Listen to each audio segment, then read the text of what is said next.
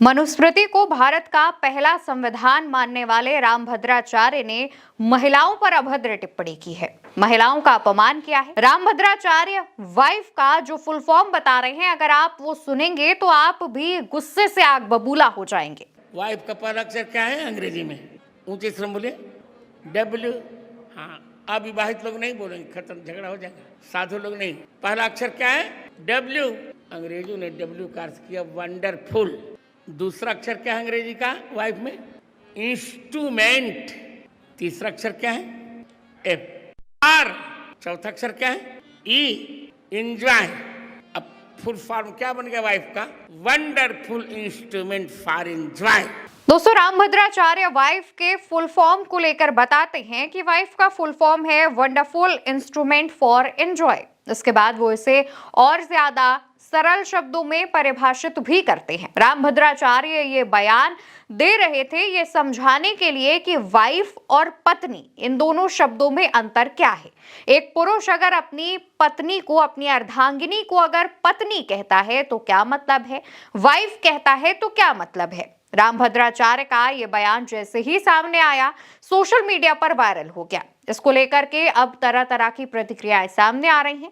Social media पर लोग क्या कह रहे हैं उस पर एक नजर डाल लेते हैं, फिर ये भी बात बताएंगे कि रामभद्राचार्य ने इससे पहले कब कब ऐसे विवादित बयान दिए हैं।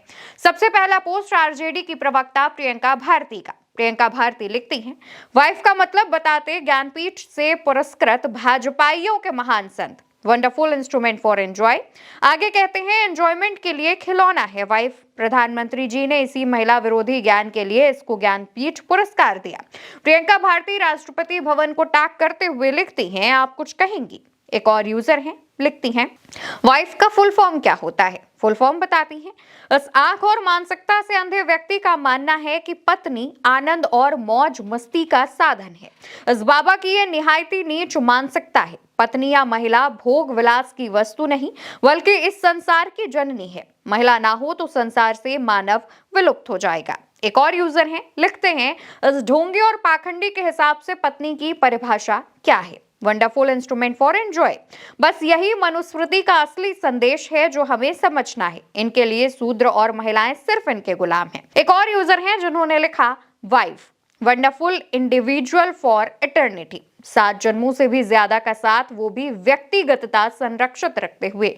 दूसरी संस्कृति या भाषा के किसी शब्द की अपने हिसाब से व्याख्या कर अपने को श्रेष्ठ दिखाने की आवश्यकता नहीं। आप इसके बिना भी अपनी भाषा या संस्कृति पर गर्व कर सकते हैं। दोस्तों, रामभद्राचार्य अपने इस बयान को लेकर के सोशल मीडिया पर ट्रोल हो रहे हैं। बताते चले कि रामभद्राचार्य कोई ऐसे वैसे व्यक्ति नहीं है। भारत के महान संतों में इनकी गिनती की जाती है। इनको जगत गुरु कहा जाता है। तमाम इनके कार्यक्रम में प्रधानमंत्री नरेंद्र मोदी की भी उपस्थिति देखी गई है। रामभद्राचार्य ऐसे व्यक्ति हैं जिनको 58वां ज्ञानपीठ का पुरस्कार मिल चुका है। भारत का दूसरा सर्वोच्च नागरिक सम्मान मिल चुका है, यानी कि पद्म विभूषण मिल चुका है। 2015 में इस अवार्ड से नवाजे जा चुके हैं, लेकिन उसके बावजूद उनके इस तरीके की अभद्र टिप्पणियां रुकने का नाम नहीं ले रही हैं। ये खुद को हिंदुओं का सर्वश्रेष्ठ रक्षक बताते हैं। हिंदुओं का तमगा लेकर के और कट्टर हिंदू राष्ट्र की बातें जो हैं वो इनके मंच से होती हैं। इससे पहले तमाम मौकों पर ये ऐसी ही टीका टिप्पणी को लेकर के वायरल हो चुके हैं। उनके बयानों पर भी चर्चा कर लेते हैं। पिछले, अगर हम इसी महीने की बात करें तो इन्होंने नवंबर 2025 में ही कहा था, जातिगत व्यवस्था को खत्म करने की वकालत गलत है। ये अंधे काने बहरे गूंगे हैं। SC/ST एक्ट पर इन्होंने टिप्पणी की थी। सितंबर 2025 की बात करें तो उन्होंने बयान दिया था कि मनुस्मृति भारत का पहला संविधान है। अंबेडकर को संस्कृत का ज्ञान नहीं था, इसलिए उन्होंने इसे जलाने की कोशिश की। वे सामाजिक न्याय के नायक नहीं हैं। इसका असर ये हुआ कि तमाम लोगों ने इसे अंबेडकर के अपमान से जोड़कर देखा, संविधान के अपमान से जोड़कर देखा और मनुस्मृति को लेकर के लोगों का और ज्यादा गुस्सा फूट पड़ा। एक और बयान उन्होंने दिया था जिसमें कहा था कि भारत के 80% आबादी हिंदू होनी चाहिए। संसद की 470 सीटें हिंदुओं के कब्जे में हो तभी हिंदू राष्ट्र बनेगा। मैंने आपको बताया था कि हिंदू राष्ट्र की वकालत करते हैं ये, और इनके बयानों से भी आपको समझ आ रहा होगा। एक और बयान जिसमें उन्होंने नेताजी मुलायम सिंह यादव और काशीराम से का नाम लेकर के भी कहा था, कहा था कि मुलायम और काशीराम जैसे नेता देश को कमजोर करते हैं। इसका नतीजा ये हुआ कि इलाहाबाद हाई कोर्ट ने इन्हें नोटिस जारी किया। सोशल मीडिया पर गिरफ्तारी की मांग भी हुई। रामभद्राचार्य ने इसके अलावा प्रेमानंद महाराज, जो कि अपने प्रवचनों को लेकर और वो इस तरीके की जो बातें नहीं करते हैं इसको लेकर के फेमस रहते हैं, उनको लेकर कहा था कि प्रेमानंद को संस्कृत का एक भी अक्षर नहीं आता, वे चमत्कारी नहीं बल्कि अनपढ़ है। इसका जवाब ये हुआ कि तमाम लोगों ने कहा कि आपको भी नहीं दिखता है तो ऐसे में आपने संस्कृत कैसे पढ़ ली। और इसके बाद इस पूरे मामले को लेकर के भी सोशल मीडिया पर इनकी ट्रोलिंग हुई थी।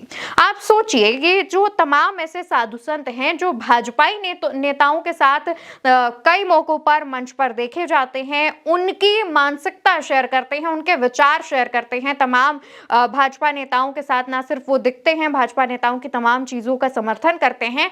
अक्सर वही साधु संत ऐसे बयान क्यों देते हैं? अक्सर वही साधु संत ऐसे महिलाओं पर अभद्र टिप्पणी कैसे कर सकते हैं? भाजपा एक तरफ जो कि कितनी बड़ी बड़ी बातें करती है, बेटी बचाओ बेटी पढ़ाओ, महिला सम्मान की बातें करती है, उसके नेता मंत्री विधायक भी इसी तरीके के कारनामे करते हैं। और भाजपा से ही जुड़े हुए जो साधु संत हैं, जो कि हिंदू राष्ट्र बनाने की बात करते हैं, जो कि संविधान का अपमान करते हैं, जो कि मनुस्मृति को भारत का पहला संविधान बताते हैं और ना जाने किन किन चीजों का अपमान और विवादित बयान देते हैं, वही लोग महिलाओं का भी अपमान करने में पीछे नहीं हटते हैं। रामभद्राचार्य, जिनको तमाम लोग जगत गुरु मानते हैं और उनकी कही बातों का अनुसरण करते हैं, उनकी कही बातों को मानते हैं, वो लोग अब इस बयान को किस नजरिए से देखेंगे? वो लोग इस बयान का बचाव करने कैसे आएंगे? ये भी देखने वाली बात होगी। फिलहाल रामभद्राचार्य ने महिलाओं का जिस तरीके से अपमान किया, वाइफ का जो बेहुदा मतलब बताया है, उसको लेकर आप क्या कहना चाहते हैं? कमेंट सेक्शन में बताइएगा। वीडियो उल्टा चश्मा यूसी पर देख रहे हैं, आज से चैनल को सब्सक्राइब कीजिएगा। नमस्कार।